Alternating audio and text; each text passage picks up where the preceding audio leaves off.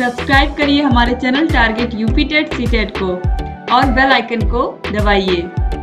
Hello friends, मैं रेनू स्वागत करती हूँ आप सभी भावी अध्यापक एवं अध्यापिकाओं का आपके अपने channel target UP TET CTET में। दोस्तों, आज की इस वीडियो में मैं आपके सीटेट एग्जाम 2020 के इन्वायरमेंटल स्टडीज पोर्शन को सॉल्व करवाने वाली हूँ। इससे पहले हमने मैथ का पेपर और बाल विकास एवं शिक्षा शास्त्र का पेपर ऑलरेडी सॉल्व कर लिया है। उसकी लिंक आपको डिस्क्रिप्शन बॉक्स कमेंट बॉक्स में मिल जाएगी। तो चलिए स्टार्ट करते हैं हम इन्वायरमेंटल स्टडीज को। बहुत ही आसान पेपर है ये और आसानी से आप सारे क्वेश्चंस को कर भी लेंगे। देखिए, क्वेश्चन नंबर 61 पूछा है, निम्नलिखित में से कौन सा एक भारत का संघ शासित प्रदेश नहीं है, यानी कि कौन सा इसमें से केंद्र शासित प्रदेश नहीं है, हमको ये बताना है। तो दोस्तों, आप सभी को पता है टोटल संघ शासित प्रदेशों में कौन कौन आता है। दिल्ली, जम्मू और कश्मीर आता है, लद्दाख आता है। तो यहाँ पर देखिए लद्दाख है, जम्मू कश्मीर है, दिल्ली, चंडीगढ़। तो यहाँ पर आप देखिए चंडीगढ़ है, यानी कि यहाँ पर बचा कौन, मणिपुर। तो एक बार फिर से मैं आपको सारे के सारे संघ शासित प्रदेशों के नाम बता दे रही हूँ, या केंद्र शासित प्रदेशों के नाम। दिल्ली, जम्मू और कश्मीर, लद्दाख, अंडमान और निकोबार द्वीप समूह, चंडीगढ़ और दादरा और नगर हवेली और दमन दीव, इसके अलावा लक्षद्वीप और पुदुचेरी, ठीक है, या पांडिचेरी भी इसको हम कहते हैं। तो इस तरीके से यहाँ पर ऑप्शन नंबर 3 जो है मणिपुर, यह केंद्र शासित प्रदेश नहीं है, ठीक है, ये अपना एक राज्य है, आपको पता है। इसके बाद क्वेश्चन नंबर 6 है, निम्नलिखित में से कौन से कच्चे तेल पेट्रोलियम के उत्पादक हैं। तो बॉम्बे हाई तथा पश्चिम बंगाल, असम और ओडिशा, गुजरात और तमिलनाडु, या बिहार और बॉम्बे हाई। दोस्तों, कच्चे तेल के उत्पादक राज्य जो है मुख्य रूप से वो है गुजरात और तमिलनाडु। तो ऑप्शन नंबर 3 जो है ये सही हो जाएगा। इसके बाद क्वेश्चन नंबर 63 पे आते हैं, हमारे देश का संविधान निम्नलिखित में से किसके नेतृत्व में बनाया गया था। बहुत ही इजी प्रश्न पूछा है। तो किसके नेतृत्व में बनाया गया था। दोस्तों, आप सभी को पता है कि हमारे संविधान को बनने में 2 वर्ष 11 माह और 18 दिन का समय लगा था और हमारे देश का संविधान 26 जनवरी 1950 को लागू हुआ था। और आप सभी को ये भी पता है कि जो डॉक्टर भीमराव अंबेडकर है, इन्होंने संविधान के निर्माण में बहुत महत्वपूर्ण भूमिका निभाई थी, इसीलिए इन्हें हम संविधान का निर्माता भी कहते हैं।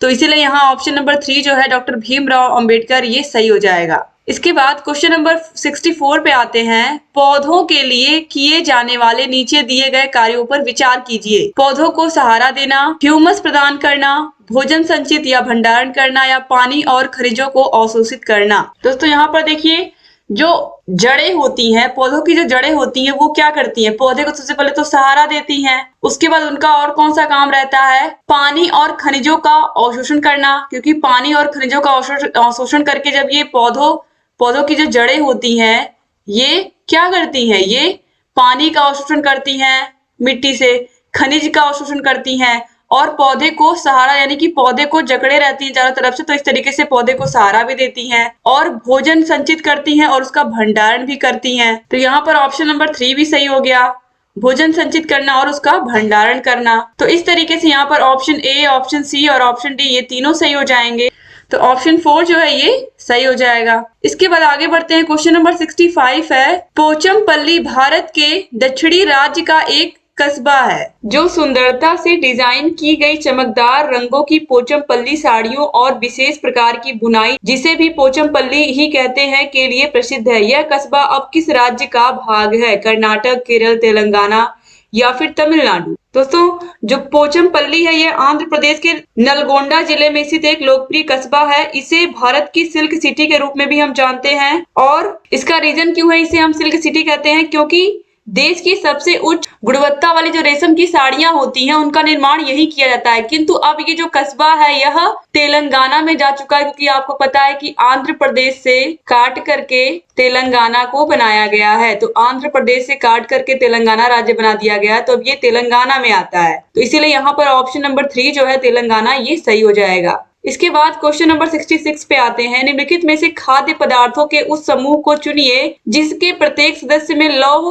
तत्व प्रचुर मात्रा में होता है, यानी कि select from the following a group of eatables each member of which is rich in iron. तो देखिए, गुड़, आंवला, टमाटर, आंवला पालक गुड़, आंवला बंद गोभी टमाटर, या फिर बंद गोभी आंवला पालक। तो राइट आंसर यहाँ पर है ऑप्शन नंबर 2, आंवला पालक और गुड़, यानी कि आंवला, स्पिनिच एंड जैगरी। तो ऑप्शन नंबर 2 जो है सही जाएगा, इसमें सबसे ज्यादा लौह तत्व पाए जाते हैं। क्वेश्चन नंबर 67 पे आते हैं, निम्नलिखित में से पक्षियों का वह समूह चुनिए जिसका प्रत्येक सदस्य हमारी तुलना में 4 गुनी अधिक दूरी की वस्तुओं को स्पष्ट रूप से देख सकने योग्य हैं। यानी कि इनमें से 3 ऐसे पक्षी हैं जो हमसे भी ज्यादा 4 गुना तेजी से वस्तुओं को देख सकते हैं। यानी कि 4 गुना दूर वस्तुएं हमसे खड़ी हुई जितना हम देख सकते हैं, हमारा जो ह्यूमन आई है या फिर हमारा मानव नेत्र है जितना देख पाता है, उससे भी 4 गुना दूरी ये क्या करते हैं, देख सकते हैं। तो ये कौन कौन से होते हैं दोस्तों? तो ये है बाज, चील और गिद्ध। तो यहाँ पर ऑप्शन नंबर 4 आप देखिए, बाज, चील और गिद्ध, ये बिल्कुल राइट आंसर हो जाएगा। इसके बाद क्वेश्चन नंबर 68 पे आते हैं। नीचे दिए किस एक राज्य के ग्रामीण लोग अपने ढालू छत वाले लकड़ी के मकान मजबूत बांस के खंभों पर धरती से 3 से 3.5 मीटर की ऊंचाई पर बनाते हैं? राजस्थान, लद्दाख, असम या फिर ओडिशा। दोस्तों, जो पूर्वोत्तर राज्य है हमारे देश के, पूर्वोत्तर भूकंप, बाढ़ और जो भूस्खलन होते हैं इसकी दृष्टि से बहुत ही संवेदनशील क्षेत्र होते हैं। ऐसे में केन और बांस से बने घर और कार्यालय इन समस्याओं का आसान, सस्ता और संतुलित समाधान होते हैं। तो यहाँ पर देखिए जो ऑप्शन 3 है असम, ये राइट आंसर हो जाएगा, क्योंकि यहाँ पर आप देखोगे तो मैक्सिमम आपको घर जो दिखेंगे वो बांस के बने हुए दिखेंगे, क्योंकि यहाँ पर जो बाढ़, भूकंप है या भूस्खलन है ये अक्सर होता रहता है। तो इस वजह से यहाँ पर ये कन्वेनियंट होता है। आसानी से अगर आप कहीं भी चाहो तो इस तरीके के घर अगर एक बार गिर जाते हैं तो फिर भी आप आसानी से इस तरीके के घरों का निर्माण फिर से कर सकते हैं। इसके बाद क्वेश्चन नंबर 69 पे आते हैं। भारत के मानचित्र में दिल्ली की स्थिति के सापेक्ष गांधीनगर यानी कि गुजरात की राजधानी और पटना यानी कि बिहार की राजधानी की दिशाएं क्रमशः क्या है?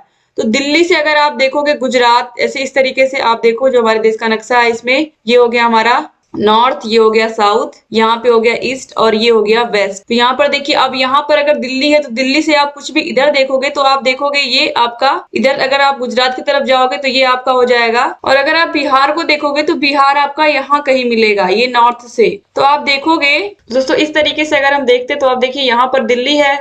अब यहाँ पर देखिए ये जो है जो गांधीनगर गुजरात यहाँ इस तरीके से यहीं आसपास आएगा। तो ये देखिए ये हो गया दक्षिण पश्चिम और ये हो गया दक्षिण पूर्व। दक्षिण पश्चिम हो गया आपका गुजरात यानी कि गांधीनगर यहाँ पर, और जो दक्षिण पूर्व है ये हो गया आपका बिहार यानी कि पटना। तो इस तरीके से दक्षिण पूर्व ये हो गया और दक्षिण पश्चिम आपको गुजरात हो गया। तो यहाँ पर देखिए ऑप्शन नंबर 2 जो है दक्षिण पश्चिम और दक्षिण पूर्व ये सही हो जाएगा। ठीक है, दक्षिण पश्चिम में गांधीनगर और दक्षिण पूर्व में पटना। यहाँ पर आपको डायग्राम बना के भी मैंने समझा दिया, तो उम्मीद करती हूँ आपको समझ में आ गया होगा। सिंपली आपको हमेशा ये दिमाग में रखना है कि ये अगर इस तरीके से ऊपर नॉर्थ होता है, नीचे साउथ होता है, इधर ईस्ट होता है और इधर वेस्ट होता है। ठीक है, तो यहाँ पर देखिए अगर दिल्ली से हमने इसको लिया गांधीनगर को, तो ये देखिए ये साउथ वेस्ट में आ गया, और जब हमने बिहार या पटना को लिया तो यहाँ पर आप देखिए ये साउथ ईस्ट में आ गया। इसके बाद आगे आते हैं क्वेश्चन नंबर 70। निम्नलिखित में से किसने मटर के पौधों के साथ प्रयोग किए और यह पाया कि मटर के पौधों में कुछ ऐसे लक्षण होते हैं जो जोड़ियों में पाए जाते हैं, जैसे चिकने या खुरदरे, लंबे या बौने, पीले या हरे आदि? ये किसने कहा था? ग्रेगर जॉन मेंडल थे। ये एक जर्मन भाषी ऑस्ट्रेलियाई पादरी और वैज्ञानिक थे। उन्हें आनुवांशिकी का जनक भी कहते हैं, आपको पता ही है। उन्होंने मटर के दानों पर प्रयोग करके आनुवांशिकी के नियम निर्धारित किए थे, तो इसीलिए ऑप्शन 2 जो है ये सही हो जाएगा। इसके बाद क्वेश्चन नंबर 71 पे आते हैं। निम्नलिखित में से कौन सा एनसीएफ 2005 के अनुसार ईवीएस पाठ्यक्रम में सुझाए गए 6 विषयों में से एक है? दोस्तों यहाँ पर देखिए ऑप्शंस में है पदार्थ, प्राकृतिक संसाधन, चीजें जो हम बनाते हैं और करते हैं, चीजें कैसे काम करती हैं। तो एनसीएफ 2005 के अनुसार जो ईवीएस के पाठ्यक्रम में जोड़े गए 6 विषयों में से एक है, वो है चीजें जो हम बनाते हैं और करते हैं, यानी कि things we make and do. तो ऑप्शन नंबर 3 जो है ये सही हो जाएगा। क्वेश्चन नंबर 72 है, उपाख्यान अभिलेखों में क्या नहीं दर्ज करना चाहिए? Word should be avoided in anecdotal records, यानी कि जो बच्चों के अभिलेख होते हैं जिसे हम प्रगति रिपोर्ट भी कहते हैं, उसमें क्या नहीं दर्ज करना चाहिए ये पूछा है। ठीक है, ये नहीं सब ध्यान रखिएगा। मुख्य रूप से समस्या ग्रस्त स्थितियों की पहचान करना, आइडेंटिफाइंग मेनली प्रॉब्लमेटिक सिचुएशंस, निर्णय वाले कथनों को लिखना, मेकिंग स्टेटमेंट्स ऑफ जजमेंट, मजबूतियों और कमजोरियों की पहचान करना, यानी कि बच्चे का इंटरेस्ट जिन विषयों में है उसकी स्ट्रेंथ क्या है, उसकी वीकनेस क्या है, इसकी पहचान करना, और फिर है बच्चे की रुचियों और संबंधों आदि की पहचान करना। तो identifying child's areas of interest and relationships, तो यहाँ पर इन दोनों को तो हम दर्ज करते हैं, उनके एनेक्डोटल रिकॉर्ड्स में हम उनकी क्या अच्छाइयां हैं, क्या मजबूतियां हैं, क्या कमजोरियां, इन सब के विषय में लिखते हैं, लेकिन हम कोई निर्णय नहीं लेते हैं बच्चे के विषय में। तो ये ऑप्शन नंबर बी और मुख्य रूप से समस्याग्रस्त स्थितियों की पहचान करना, ये दोनों हम काम नहीं करते हैं। तो यहाँ पर ऑप्शन ए और बी जो है ये सही हो जाएगा। तो ऑप्शन 1 यहाँ पर जो है ये सही हो जाएगा, इनकी पहचान हम नहीं करते हैं। इसके बाद क्वेश्चन नंबर 73 है, आप एक एकीकृत एवीएस कक्षा के लिए कैसी योजना बनाएंगे? How will you plan for an integrated EVS classroom? एक पाठ में 2 या अधिक विषय क्षेत्रों को मिलाएंगे? कंबाइन 2 और more subject areas into 1 lesson? तो बिल्कुल ऐसा हम कर सकते हैं। आप देखोगे जो आपके सामाजिक विषय के टॉपिक्स होते हैं वो आपके पर्यावरण से मिलते हैं, आपके एवीएस से मिलते हैं। तो इस तरीके से 2 पाठ को आसानी से हम एक में जोड़ करके क्या कर सकते हैं, उनको पढ़ा सकते हैं। इसके बाद देखिए अगला है, separate all the subject into a different plans, यानी कि अलग अलग योजनाओं में सभी विषयों को अलग अलग करेंगे, ऐसा बिल्कुल नहीं करेंगे। फिर है, विज्ञान और सामाजिक विज्ञान के लिए अलग अलग अध्यापकों का प्रबंध करेंगे। यहाँ पर एकीकृत करने की बात हो रही है, कंबाइन करने की बात हो रही है, तो अलग अलग अध्यापकों का प्रबंध, यहाँ पर ये ऑप्शन भी नहीं सही होगा। फिर है, पर्यावरण विज्ञान के लिए अलग अध्यापक का प्रबंध करेंगे। तो यहाँ पर तो क्या हो रहा है, एकीकृत ईवीएस कक्षा की बात हो रही है, तो अलग यहाँ पर अलग अध्यापक की बात ही नहीं हो रही है। तो इसीलिए ऑप्शन 1 जो है, एक पाठ में 2 या अधिक विषय क्षेत्रों को मिलाएंगे। जैसे कि आप देखते हो अगर आपने मैथ विषय को सीखा है तो मैथ विषय का सीखा हुआ ज्ञान आपके साइंस में, फिजिक्स में काम आता है। ठीक है, तो ये दोनों विषय क्या हो गए, आपस में जुड़े हुए हो गए।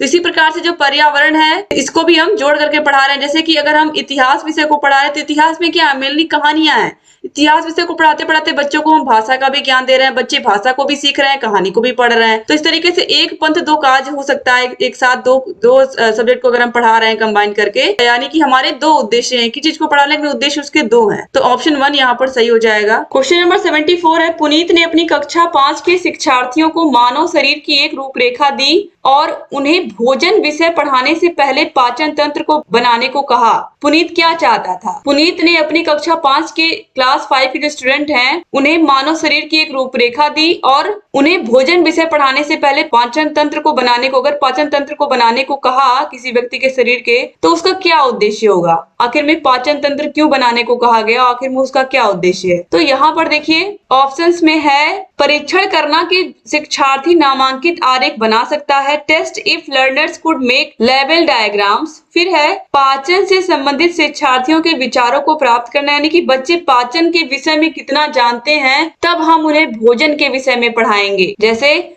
बच्चे सूर्य और पृथ्वी के बारे में जान रहे हैं, फिर हम उन्हें सौर परिवार के बारे में बता रहे हैं। ठीक है, यानी कि बच्चा पहला लेसन अच्छे से समझ रहा, फिर हम दूसरे पे पहुंचे। जैसे कि बच्चे को सीधे गुणा तो हम सिखा नहीं सकते, उसको जोड़ घटाना ये सब चीजें हम सिखा रहे हैं, फिर हम गुणा और भाग पे आते हैं ना, क्योंकि गुणा में किसका प्रयोग करते हैं, हम जोड़ का प्रयोग करते हैं। तो इस तरीके से जो अगला लेसन हम पढ़ा रहे हैं वो पिछले से कितना संबंधित है, यही आप लोगों को ट्रेनिंग में भी बताया जाता है कि जो भी अगला चैप्टर आप पढ़ा रहे हो उसका कुछ ना कुछ पिछले टॉपिक से कुछ ना कुछ रिलेशन हो, या फिर बच्चे उसके बारे में पहले से कुछ ना कुछ जानते हो। तो यहाँ पर मानव पाचन तंत्र का डायग्राम बनाने को क्यों कहा होगा पुनीत ने अपने कक्षा 5 के बच्चों को? फिर देखिए, अच्छे ड्राइंग कौशलों वाले शिक्षार्थियों की पहचान करना। फिर है, पाचन की प्रक्रिया पर शिक्षार्थियों का मूल्यांकन करना, evaluate learners on the process of digestion. दोस्तों यहाँ पर राइट आंसर होगा ऑप्शन नंबर 2, पाचन से संबंधित शिक्षार्थियों के विचारों को प्राप्त करना, यानी कि उनके क्या आइडिया है डाइजेशन को लेकर के, उनको कितनी नॉलेज हुई है। क्योंकि बच्चों को जब पाचन के बारे में अच्छे से पता रहेगा तब अगर हम भोजन टॉपिक को पढ़ाएंगे तो उन्हें ये चीज समझ में आएगी कि हम खाना खा रहे हैं मुंह से तो वो किस तरीके से हमारे पेट में जा रहा है, कहाँ उसका पाचन हो रहा है, किस तरीके से क्या क्या क्रियाएं हो रही हैं पेट में, तो उस भोजन से कहाँ पर क्या क्या निकलता है, यानी कि वह अच्छे से पाचन तंत्र को समझ पाएगा, कहाँ पर कौन से शरीर के अंग से कौन सा काम होता है। तो इस तरीके से यहाँ पर पाचन से संबंधित क्या नॉलेज बच्चों को हुई है तब हम बच्चों को भोजन के बारे में पढ़ाएंगे। तो उद्देश्य यही है बच्चों से डायग्राम बनवाने का कि बच्चों ने उससे क्या सीखा है, पाचन तंत्र जो है उससे क्या सीखा है, या वो अच्छे से उसको बना पा रहे हैं या नहीं। तो ऑप्शन नंबर 2 जो है ये सही हो जाएगा। इसके बाद क्वेश्चन नंबर 75, निम्नलिखित में से रचनात्मक आकलन के संबंध में सही नहीं है। रिपोर्ट कार्ड के प्रत्येक तिमाही में इसकी सूचना दी जाती है। तो दोस्तों यहाँ पर देखिए, जो रचनात्मक मूल्यांकन होता है उसमें क्या होता है, देखिए अधिगम को सुदृढ़ करने के लिए यह अध्यापक को समय पर कार्रवाई करने में मदद करता है। ये क्या करता है, बच्चों के आकलन करने में मदद करता है कि जो गलतियां रह गई हैं उसको और सही करना है, बच्चों के सीखने में मदद करता है। तो it helps the teacher in taking timely action for enhancing learning, यानी कि जहां पर भी कमी रह गई है उसको टाइमली सुधार लिया जाए। फिर है इससे छात्रों की प्रगति की निगरानी करनी होती है, तो ये भी सही है। It is monitor students progress, यानी कि जो रचनात्मक आकलन होता है इसके संबंध में ये बात सही है कि ये क्या करता है, बच्चों की प्रोग्रेस को मॉनिटर करता है। फिर है बच्चे के सीखने की कोई भी जानकारी रचनात्मक आकलन में मदद करती है, यानी कि सीखने की जितनी भी जानकारी होती है टीचर के पास वह बच्चे का रचनात्मक आकलन करने में मदद करती है। तो ये क्या करती है, any information on learning of the child can help in formative assessment. तो इस तरीके से यहाँ पर ऑप्शन 2, 3, 4 जो है ये रचनात्मक आकलन के संबंध में बिल्कुल सही है। तो ऑप्शन 1 जो है यही सही नहीं है, तो पूछा यही है कि कौन सा इसमें से सही नहीं है। यहाँ पर देखिए लिखा है कि रिपोर्ट कार्ड के प्रत्येक तिमाही में इसकी सूचना दी जाती है, तो यहाँ पर रिपोर्ट कार्ड की बात की गई है और ये रचनात्मक मूल्यांकन बिल्कुल नहीं कहता है। इसके बाद क्वेश्चन नंबर 76 पे आते हैं। स्मिता अपने शिक्षार्थियों को कार्य से संबंधित लैंगिक विषमता और रूढ़िवादी छवियों के प्रति संवेदनशील करना चाहती है।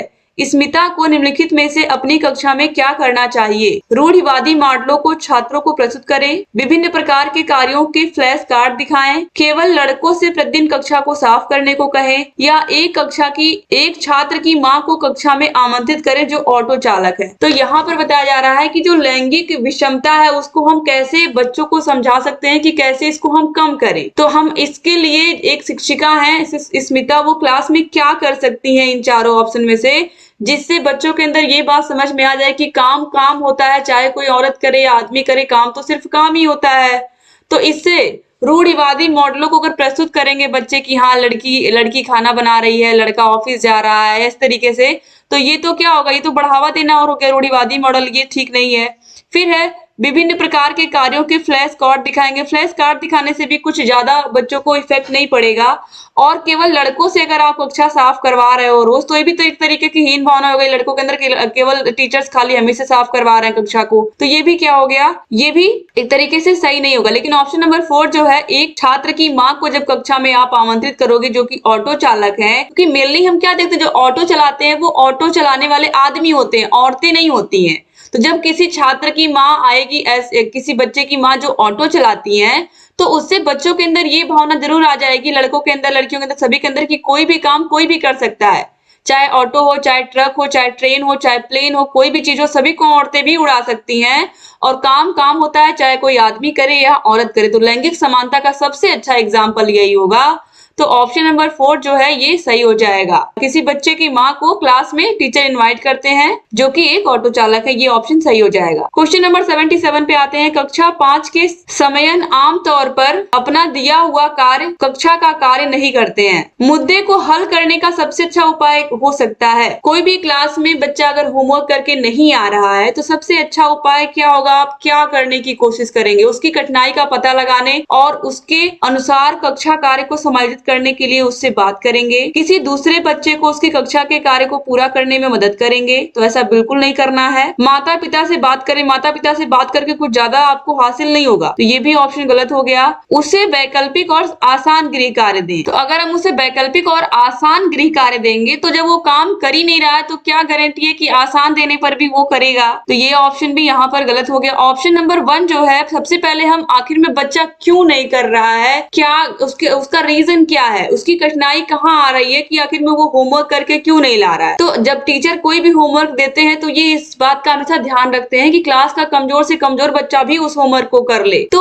उसकी कठिनाई क्या है उस बच्चे की, टॉक टू हिम, उससे हम बात करेंगे, talk to him to find his difficulty and adjust class work accordingly, यानी कि उस बच्चे से हम बात करेंगे, उसकी डिफिकल्टी का पता लगाएंगे और जो कक्षा में जो हम होमवर्क दे रहे हैं उस बच्चे के अनुसार क्या करेंगे, हम उसको एडजस्ट करेंगे। बच्चे से बात करने के बाद सबसे पहले जब बच्चा नहीं करके ला रहा है होमवर्क, उससे हम बात करेंगे और उसके बाद क्या करेंगे, उसकी डिफिकल्टी के अनुसार क्या करेंगे, क्लास का जो होमवर्क है उसको हम एडजस्ट करने की कोशिश करेंगे। तो ऑप्शन 1 जो है ये सही हो जाएगा। क्वेश्चन नंबर 78 पे आते हैं। मुस्कान ने परिवहन में डीजल वाहनों का उपयोग निषिद्ध होना चाहिए विषय पर एक वाद विवाद का आयोजन किया। मुस्कान के द्वारा इस विषय पर कक्षा में वाद विवाद के आयोजन का क्या उद्देश्य है, कि आपको पता है कि जो परिवहन में डीजल वाहन होते हैं या पेट्रोल वाहन होते हैं उससे क्या होता है, बहुत अधिक पोल्यूशन होता है। और मुस्कान ने इसी को क्या बना दिया, अपने डिबेट का टॉपिक बना दिया कि इन वाहनों को बंद होना बहुत जरूरी है क्योंकि ये पर्यावरण के लिए बहुत हानि पहुंचा रहे हैं। तो यहाँ पर देखिए ऑप्शन नंबर 1 है वह पूरी तरीके से परिवहन में डीजल वाहनों पर प्रतिबंध लगाने की आवश्यकता पर छात्रों को संवेदनशील बनाना चाहती है। आखिर में इस वाद विवाद का उद्देश्य क्या है? तो ऐसा बिल्कुल नहीं कि हर बच्चा यही सोचे कि जो जितने भी डीजल वाहन है, जितने भी पेट्रोल वाहन है, सबको एकाएक बंद कर दिया जाए। अगर ऐसा हो पॉसिबल होता तो सरकारें अब तक पूरा बंद कर चुकी होती। फिर है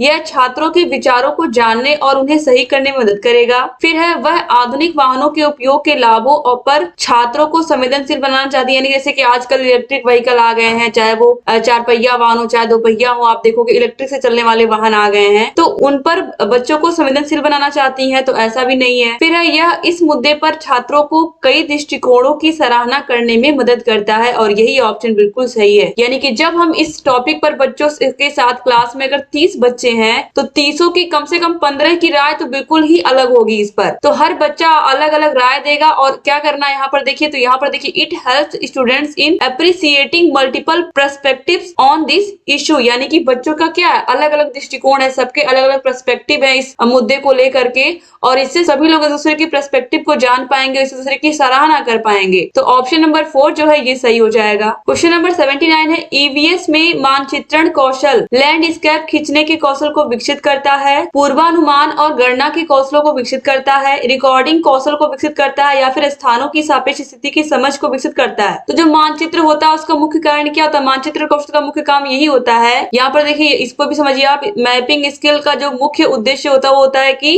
understanding of relative position of places, यानी कि स्थानों की सापेक्ष स्थिति की समझ को विकसित करना। तो ऑप्शन 4 जो है ये सही हो जाएगा, स्थानों की सही समझ के बारे में हम जानते हैं। इसके बाद क्वेश्चन नंबर 80 पे आते हैं। ईवीएस की एकीकृत प्रवृत्ति सहायक होती है पाठचर्या के भार को कम करने और विशिष्ट प्रकरणों को पेश करने में, पाठचर्या के भार को कम करने और शिक्षार्थियों को सार्थकता पूर्वक सीखने में, शिक्षार्थी केंद्रित उपागम का पालन करने और संकल्पनाओं की अधिक संख्या का परिचय देने में, या दी गई सूचनाओं और विवरणों से सीखने में। तो जो ईवीएस का एकीकृत प्रकृति सहायक होती है, किस चीज में सहायक होती है? जो ईवीएस पर्यावरण की एकीकृत प्रवृत्ति होती है दोस्तों, वह मुख्य रूप से यहाँ पर देखिए पाठचर्या के भार को कम करने और विशिष्ट प्रकरणों को पेश करने में। और ऑप्शन नंबर 2 देखिए 1 और 2 में ध्यान से आप देखिएगा, पाठचर्या के भार को कम करने और शिक्षार्थियों को सार्थकता पूर्वक सीखने में, यानी कि reduce curriculum load and help children to learn meaningfully, यानी कि पाठचर्या के बोझ को हम कम भी कर रहे हैं और बच्चों को सार्थकता पूर्वक सिखाने के लिए प्रतिबद्ध भी हैं। तो ऑप्शन नंबर 2 जो है ये मोस्ट, यहाँ पर देखिए ये ज्यादा सुटेबल है। तो यहाँ पर देखिए जो the integrated nature of EVS help to, यानी कि ईवीएस की जो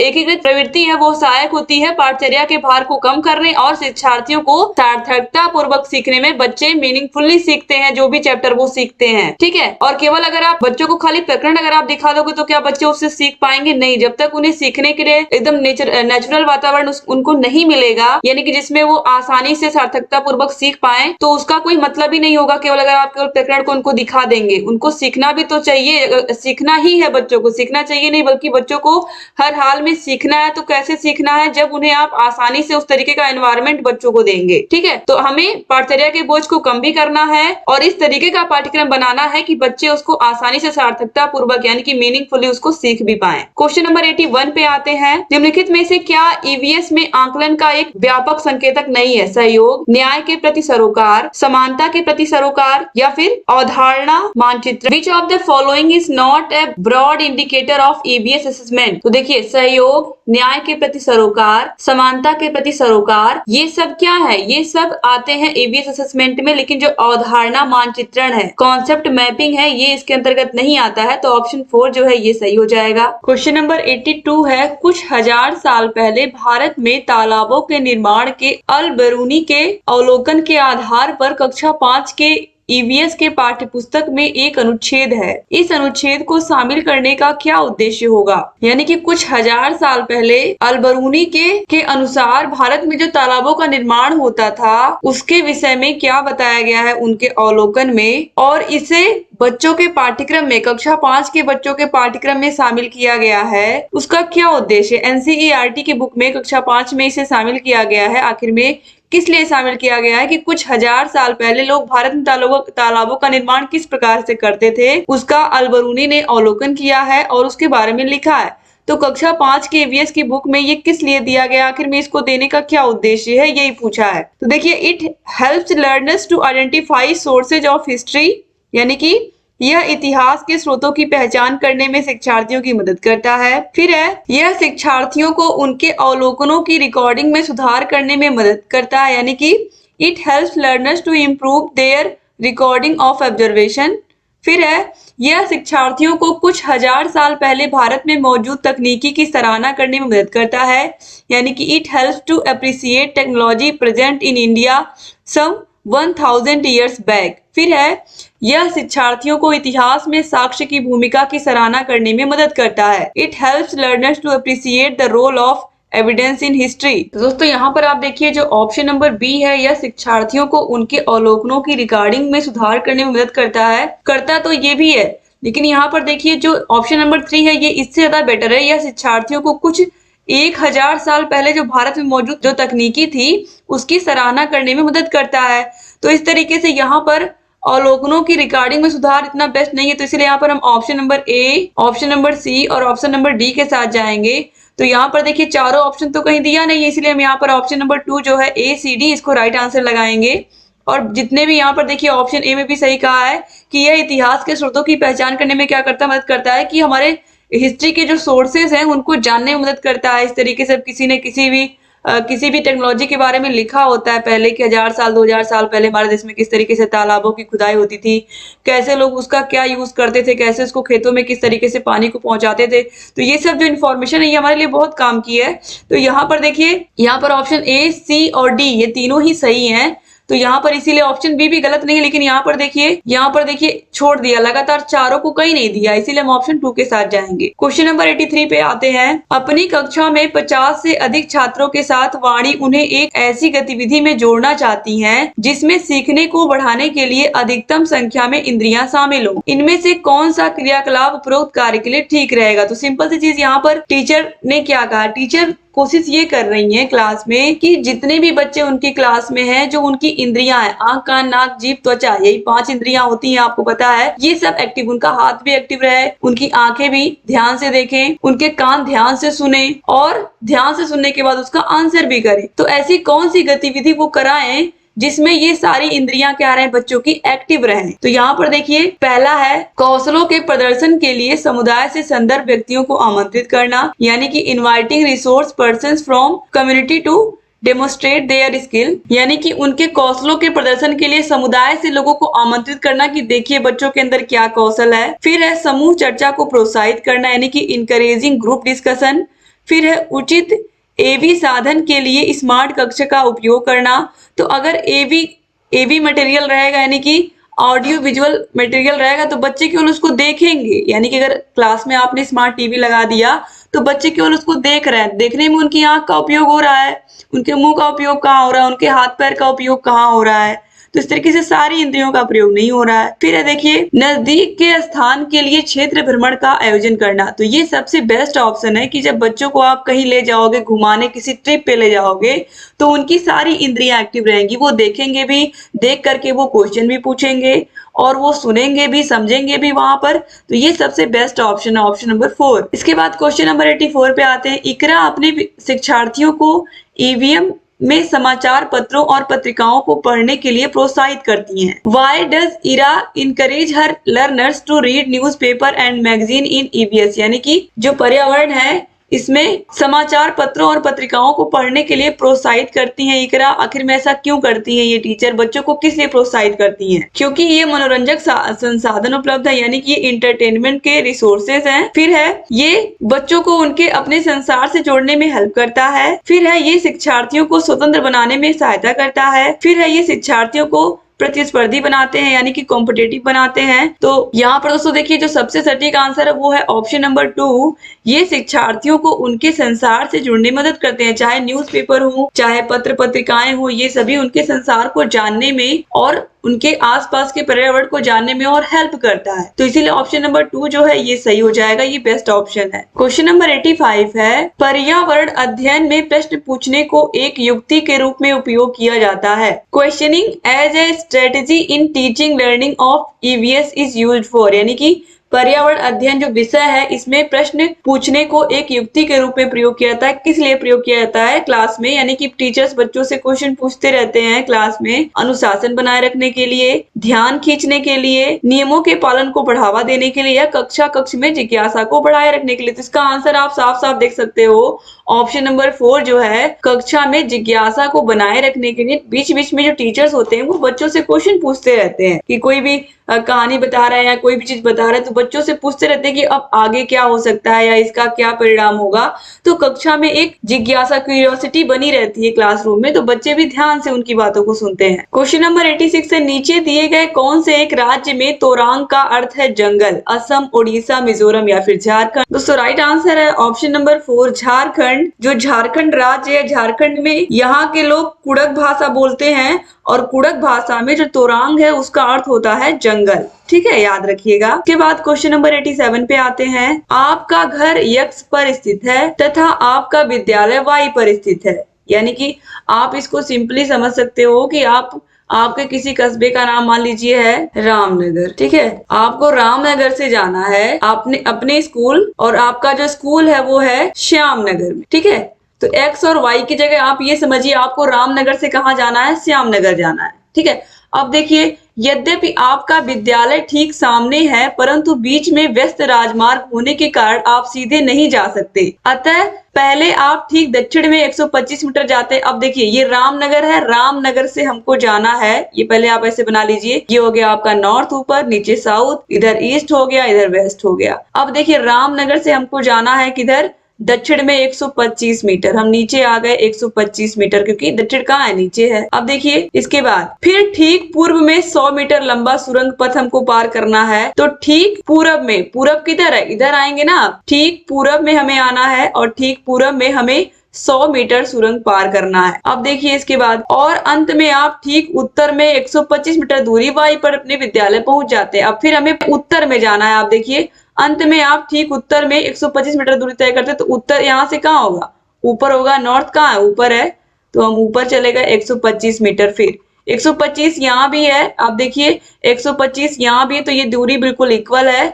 अब पूछ रहा है वाई पर आप अपने विद्यालय पहुंचते हैं, तो ये जो हो गया है हमारा, ये वाई है। ठीक है, और वाई यानी कि हमारा श्यामनगर, रामनगर से हम चले थे और वाई क्या हमारा? श्यामनगर, हमें पहुंचना था श्यामनगर। अब देखिए, तो वाई पर विद्यालय के सापेक्ष यक्ष पर आपका घर कहाँ स्थित है? तो वाई से अगर हम देखेंगे अपना घर, यानी कि श्यामनगर से जब हम रामनगर को देखेंगे, क्योंकि हम श्यामनगर पहुंच चुके हैं यानी कि अपने स्कूल पहुंच चुके हैं, तो हमारा जो स्कूल है यहाँ से अगर हम अपने घर को देखेंगे तो यहाँ से जो हमारा स्कूल है ये पश्चिम की तरफ, ये देखिए वेस्ट इधर है ना, तो ये जो हमारा जहां से हम चले थे ये इससे पश्चिम दिशा में है।